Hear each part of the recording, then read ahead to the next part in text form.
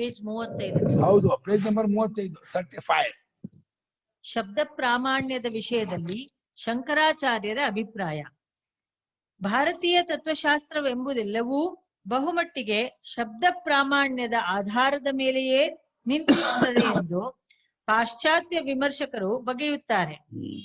ವೇದಾಂತ ಸಿದ್ಧಾಂತಗಳೆಲ್ಲವೂ ಅನಾದಿಯಾದ ಸಂಪ್ರದಾಯ ಪರಂಪರೆಯಿಂದ ಬಂದಿರುತ್ತವೆ ಎಂದು ಆಯಾವಾದಿಗಳು ಹೇಳಿಕೊಳ್ಳುತ್ತಿರುವುದರಿಂದಲೂ, ಉಪನಿಷತ್ತುಗಳಿಗೆ ಒಬ್ಬರು ಮಾಡುವ ವ್ಯಾಖ್ಯಾನವನ್ನು ಮತ್ತೊಬ್ಬರು ಒಪ್ಪದೇ ಇರುವುದರಿಂದಲೂ ಇಂಥವರೇ ಸರಿಯಾದ ಸಿದ್ಧಾಂತವನ್ನು ತೆಗೆದಿರುತ್ತಾರೆಂದು ನಿಶ್ಚಯಿಸುವುದು ಕಷ್ಟವಾಗಿದೆ ಎಂದು ಆ ವಿಮರ್ಶಕರುಗಳ ಅಭಿಪ್ರಾಯವಾಗಿರುತ್ತದೆ.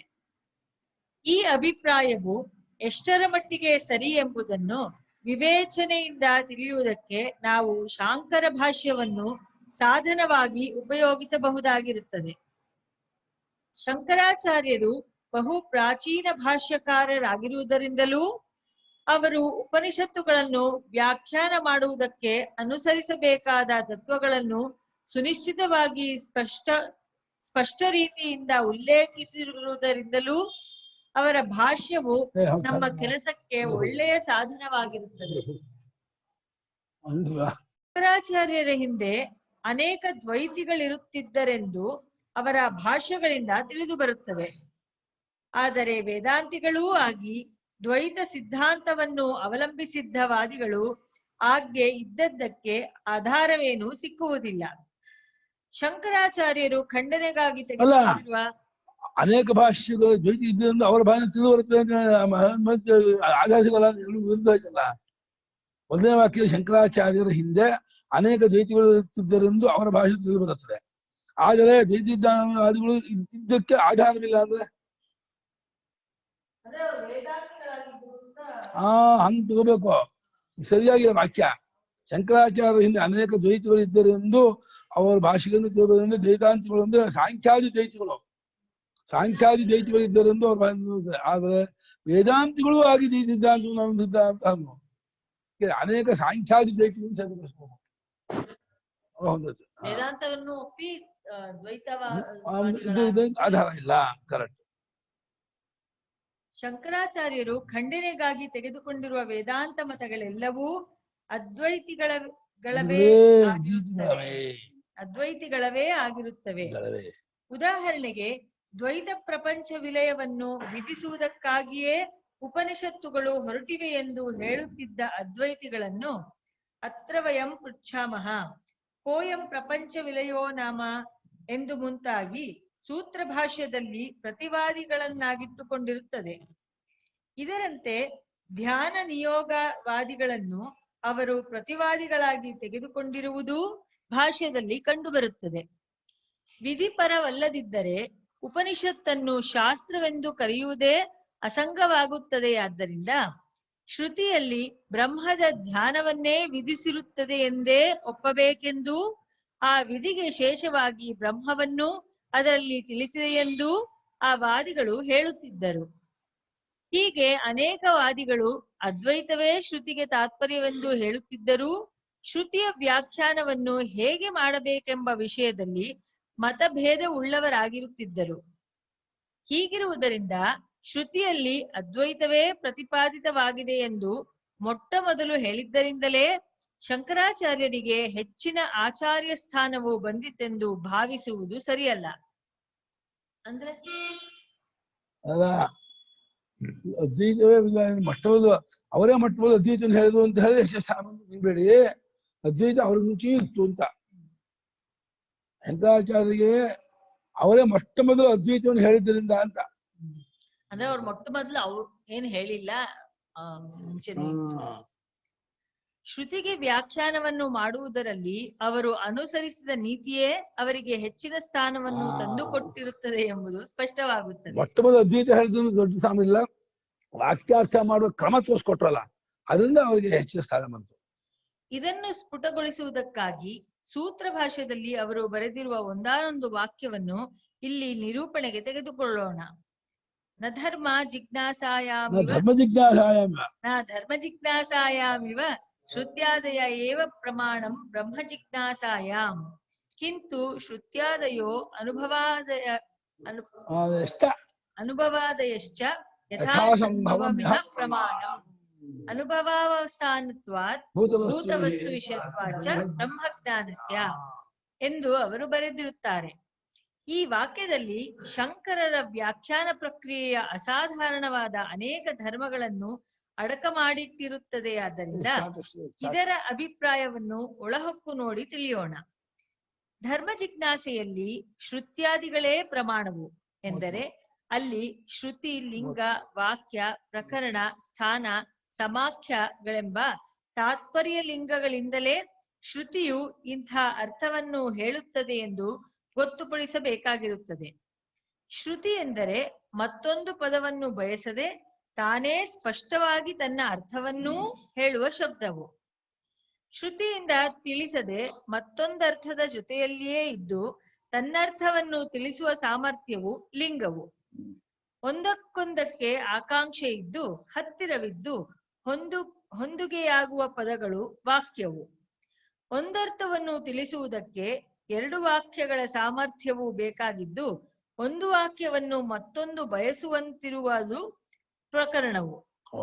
ಒಂದು ಕ್ರಮದಲ್ಲಿ ಹೇಳಿರುವ ಪದಾರ್ಥಗಳಿಗೆ ಅದೇ ಕ್ರಮದಲ್ಲಿ ಹೇಳಿರುವ ಬೇರೆ ಪದಾರ್ಥಗಳೊಡನೆ ಇರುವ ಸಂಬಂಧವು ಸ್ಥಾನವು. ಒಂದೇ ಬಗೆಯ ಹೆಸರಿರುವುದು ಸಮಾಖ್ಯೆಯು. ಈ 6 ಬಗೆಯ ತಾತ್ಪರ್ಯ ಲಿಂಗಗಳಿಂದಲೂ ಉಪಕ್ರಮ, ಉಪಸಂಹಾರ ಮುಂತಾದವುಗಳ ಪರ್ಯಾಲೋಚನೆಯಿಂದಲೂ ವೇದದ ಅರ್ಥವನ್ನು ನಿರ್ಧರಿಸಬೇಕೆಂದು ಮೀಮಾಂಸಕರು ನಿರ್ಣಯಿಸಿರುತ್ತಾರೆ. ಅಥವಾ ಶ್ರುತ್ಯಾದಿಗಳು ಎಂದರೆ ಶ್ರುತಿ, ಸ್ಮೃತಿ, ಪುರಾಣೇತಿಹಾಸಗಳು ಅವುಗಳ ತಾತ್ಪರ್ಯವನ್ನು ನಿರ್ಣಯಿಸುವುದರಿಂದಲೇ ಧರ್ಮ ಸ್ವರೂಪವನ್ನು ಗೊತ್ತು ಮಾಡಿಕೊಳ್ಳಬೇಕಾಗಿರುತ್ತದೆಯೇ ಹೊರತು ಅದನ್ನು ನಿರ್ಧರಿಸುವುದಕ್ಕೆ ನಮ್ಮ ಅನುಭವಾದಿಗಳೇನೂ ಉಪಯೋಗವಾಗುವುದಿಲ್ಲ. ಆದರೆ ಬ್ರಹ್ಮ ಜಿಜ್ಞಾಸೆಯಲ್ಲಿ ಹೀಗಿಲ್ಲ. ಇಲ್ಲಿ ಶ್ರುತ್ಯಾದಿಗಳೇ ಅಲ್ಲದೆ ಅನುಭವಾದಿಗಳೂ ಪ್ರಮಾಣವಾಗಿರುತ್ತವೆ. ಇಲ್ಲಿ ಯಥಾಸಂಭವವಾಗಿ ಎಂದು ಹೇಳಿದ್ದರ ಸ್ವಾರಸ್ಯವನ್ನು ತಿಳಿದುಕೊಳ್ಳುವುದು ಅವಶ್ಯವಾಗಿರುತ್ತದೆ. ಯಥಾಸಂಭವ ಯಾಕಂದ್ರು ಬರೀ ಪ್ರಮಾಣ ಅಂದ್ರೆ ಸಾಕು. ಯಥಾ ಎಷ್ಟು ಹೊಂದತ್ತೋ ಅಷ್ಟು ಹೊಂದೇ ಇರೋದು ಉಂಟು ಅಂದ್ರೆ ಹೌದು. ಪುರುಷತ್ವನಿಗೆಲ್ಲ ಹೊಂದೇ ಇರೋ ವಿಚಾರ ಇದೆ. ಸೃಷ್ಟಿ ಪ್ರಕ್ರಿಯೆ ಇದೆಲ್ಲ ಪ್ರತಿಭಾ ವಿಚಾರ ಅದೆಲ್ಲ ಅನುಭವ ಬರೋಲ್ಲ. ಎಲ್ಲಿ ಬರಿಯ ಉಪಾಸನೆಯನ್ನೇ ಹೇಳಿರುತ್ತದೆಯೋ ಅಂಥ ವಾಕ್ಯಗಳಲ್ಲಿ ಧರ್ಮ ಜಿಜ್ಞಾಸೆಯಂತೆ ಶ್ರುತ್ಯಾದಿಗಳೇ ಪ್ರಮಾಣವಾಗಿರುತ್ತವೆ.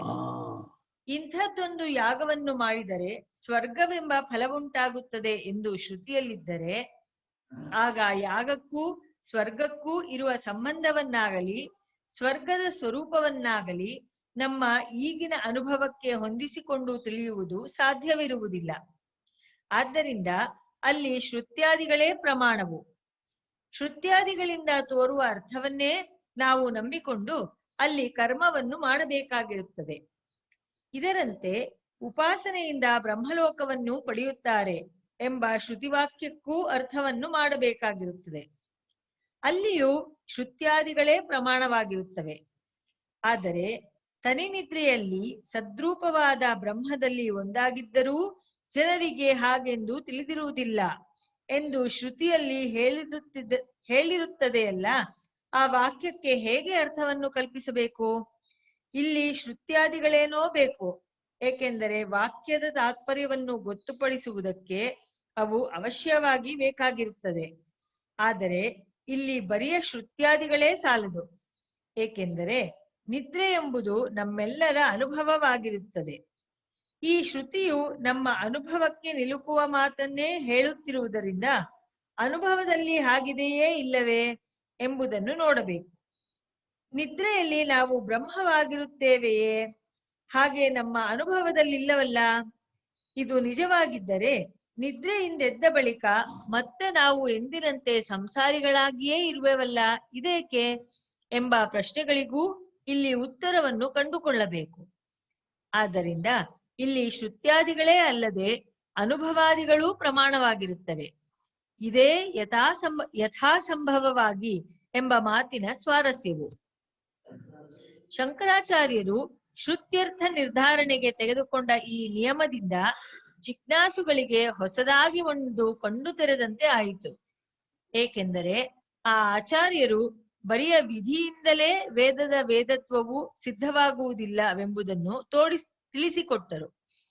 ವಿಧಿ ಪ್ರಧಾನವಾಗಿರುವ ವಾಕ್ಯಗಳಲ್ಲಿಯೇ ಆಗಲಿ, ವಸ್ತು ಸ್ವರೂಪವನ್ನು ತಿಳಿಸುವ ವಾಕ್ಯಗಳಲ್ಲಿಯೇ ಆಗಲಿ, ಪ್ರತ್ಯಕ್ಷಾನುಮಾನಾದಿ ಲೌಕಿಕ ಪ್ರಮಾಣಗಳಿಂದ ತಿಳಿಯುವುದಕ್ಕೆ ಆಗದ ಅತೀಂದ್ರಿಯ ಅರ್ಥವನ್ನು ತಿಳಿಸಿಕೊಡುವುದರಿಂದಲೇ ವೇದವು ವೇದವೆನಿಸುತ್ತದೆ. ಆದ್ದರಿಂದ ಬ್ರಹ್ಮವಸ್ತುವನ್ನು ತಿಳಿಸುವ ವಾಕ್ಯವು ಸ್ವತಂತ್ರವೆಂದಾಯಿತು. ಅದು ಅನುಭವಕ್ಕನುಸಾರವಾಗಿಯೇ ತತ್ವವನ್ನು ತಿಳಿಸಿಕೊಡುತ್ತದೆ ಎಂದು ಒಪ್ಪಿದ್ದರಿಂದ ಶಂಕರಾಚಾರ್ಯರು ಕೇವಲ ವಾಕ್ಯ ಶರಣರಲ್ಲವೆಂದೂ ಯುಕ್ತಿ ಅನುಭವಗಳಿಂದಲೂ ಸಿದ್ಧಾಂತವನ್ನು ತೋರಿಸಿಕೊಡುವುದಕ್ಕೆ ಯತ್ನವನ್ನು ಮಾಡುತ್ತಿರುವರೆಂದೂ ಆಯಿತು. ಈ ಸಿದ್ಧಾಂತದಲ್ಲಿ ವೇದಕ್ಕಿರುವ ಪ್ರಾಮಾಣ್ಯವನ್ನು ಮತ್ತಷ್ಟು ಬಲಪಡಿಸಿದೆಯೇ ಹೊರತು ಶಬ್ದ ಪ್ರಾಮಾಣ್ಯವನ್ನೇನೂ ಕಡಿಮೆ ಮಾಡಿರುವುದಿಲ್ಲ. ಸುರೇಶ್ವರಾಚಾರ್ಯರು ಹೇಳಿರುವುದೇನೆಂದರೆ, ವೇದೋಕ್ತಿ ಎಂಬ ಒಂದೇ ಕಾರಣದಿಂದ ವೇದವನ್ನು ನಂಬಬೇಕೆಂಬುದು ಆಚಾರ್ಯರ ಮತವಲ್ಲ. ಮತ್ತೊಂದು ರೀತಿಯಿಂದ ಅರಿಯುವುದಕ್ಕಾಗದ ವಿಷಯವನ್ನು ಅಬಾಧಿತವಾಗಿ ತಿಳಿಯಪಡಿಸುವುದರಿಂದಲೇ ವೇದವು ಪ್ರಮಾಣವೆನಿಸಿರುತ್ತದೆ. ವೇದಾಂತದಲ್ಲಿ ಹೇಳಿರುವುದು ಅನುಭವ ಸಿದ್ಧವಾದ ಅರ್ಥವಾಗಿರುತ್ತದೆ. ಉಪನಿಷತ್ತುಗಳಲ್ಲಿ ಹೇಳಿರುವುದು ಆಯಾ ಋಷಿಗಳ ಮತ್ತು ಸಾರ್ವತ್ರಿಕವಾದ ಅನುಭವದ ತಳಹದಿಯ ಮೇಲೆ ನಿಂತಿರುತ್ತದೆ. ಆದ್ದರಿಂದ ಸರಿಯಾದ ಅಧಿಕಾರಿಗೆ ವೇದಾಂತ ವಾಕ್ಯದಿಂದ ಅವಶ್ಯವಾಗಿ ಅನುಭವವಾಗಿಯೇ ತೀರುತ್ತದೆ. ಉಪನಿಷತ್ತುಗಳನ್ನು ಕೈಬಿಟ್ಟು ತಾನೇ ವಿಚಾರ ಮಾಡಿದರೆ ಈ ತತ್ವವು ತಿಳಿಯಲಾರದೆ ಎಂದು ಯಾರಾದರೂ ಶಂಕಿಸಬಹುದು. ಸ್ವಾಭಾವಿಕ ರೀತಿಯಿಂದ ನೋಡಿದರೆ ಇದು ಸಾಧ್ಯವಿಲ್ಲ. ಆದರೆ ಒಂದು ವೇಳೆ ಯಾರಿಗಾದರೂ ಹಾಗೆ ತತ್ವವು ಮನದಟ್ಟಾದರೂ ಆಗಲೂ ಆ ಜ್ಞಾನಿಯು ವೇದದಲ್ಲಿ ಹೇಳಿರುವ ಋಷಿಗಳ ಅನುಭವಕ್ಕೆ ಸಮಾನವಾದ ಅನುಭವವನ್ನೇ ಹೊಂದಿದ ಮತ್ತೊಬ್ಬ ಋಷಿ ಎಂದು ಭಾವಿಸಬೇಕಾಗುವುದು. ಋಷಿನ್ ಬೇಕಂತೆ ರಮಣ ಮಹರ್ಷಿಗೆ ಹಾಗೆ ಆಯ್ತು ಅಂತ ಒಂದು ಋಷಿನ್ ಬೇಕಷ್ಟೇ. ಆಗಲ್ಲ ಸಾಮಾನ್ಯವಾಗಿ ಆಯ್ತು ಅಂದ್ರೆ ಮಹಾನುಭಾವ. ಯಾಕ ಒಂದು ಯಾಕ